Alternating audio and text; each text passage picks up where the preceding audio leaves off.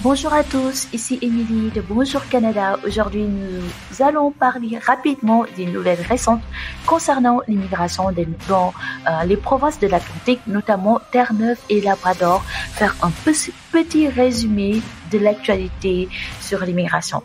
Donc, cette région du Canada, Terre-Neuve et Labrador, est directement impactée par les changements dans les cibles d'immigration annoncés par le gouvernement fédéral.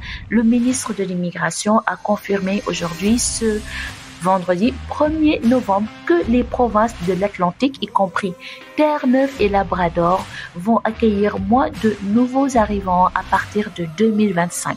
Donc cette réduction est une conséquence des nouvelles cibles d'immigration fixée par Ottawa qui vise à ralentir le rythme d'accueil pour mieux gérer la croissance démographique et les infrastructures disponibles.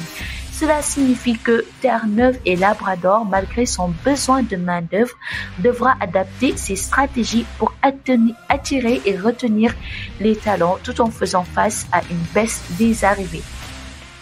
Un résumé, comme je l'aime bien.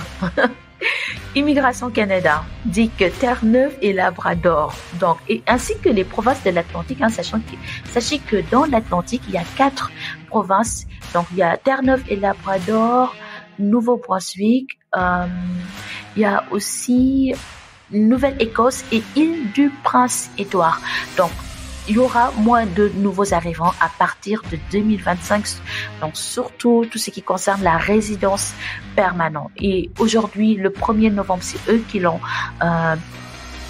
partagé cette information. Et sachez que hier aussi, comme je disais, hier, le 30 novembre ou le 29 novembre aussi, Québec a annoncé qu'ils vont faire une pause pour tout ce qui concerne la sélection de nouveaux immigrants. Donc, cette décision est motivée par la pression sur les infrastructures publiques, notamment le logement, la santé et l'éducation.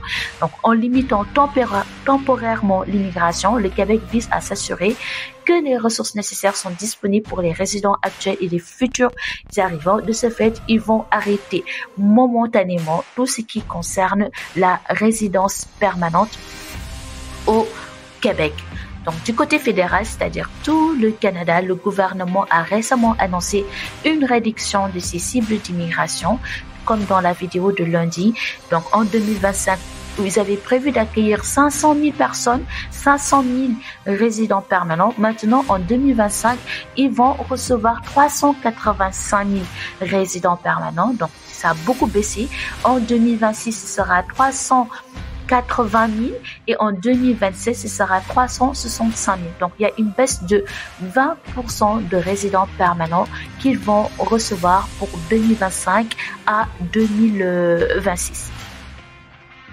Donc, cette baisse dans les niveaux d'immigration aura un impact notable sur Terre-Neuve, Labrador, les provinces de l'Atlantique et le Québec aussi. Donc, si vous envisagez cette région, ces différentes provinces que je viens de parler pour vos projets d'immigration, il est plus important que jamais de rester informé et de se préparer en fonction des nouvelles réalités.